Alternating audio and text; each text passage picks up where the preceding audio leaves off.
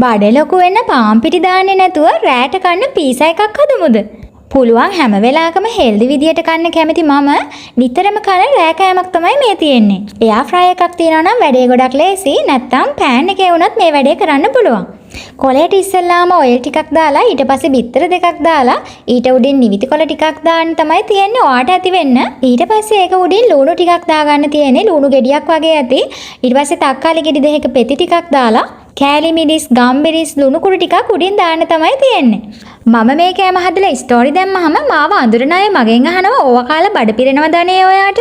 ඔව් බඩ පිරෙනවා හොඳට මං කියනවට ඔයාලත් කාලා බලන්නකෝ. එතකොට ඔය තදියට තියෙන ඔයගලගේ බඩ බස්ස ගන්නත් පුළුවන්. ඒක උඩින් තව බිත්තරයක් දාලා මොසරෙලා චීස් ටිකක් උඩින් දාගන්න ඕනේ. ඇදෙන චීස් පීසා වලට දාන ඇදෙන චීස් තමයි දාන්න ඕනේ. ඊට පස්සේ ඉතින් මේක එයා ෆ්‍රයි එකට දාලා කුක් කරගන්න තමයි තියෙන්නේ විනාඩි 8ක් 10ක් වගේ. රත් කරගත්ත පරුල් පාන් පෙති දෙකක් එක තමයි මම මේක කෑවේ. හොඳට බඩ පිරෙනවා. මගේ පේජ් එකේ තියෙන අනිත් වීඩියෝස් උත් බලන්න අමතක කරන්න එපා.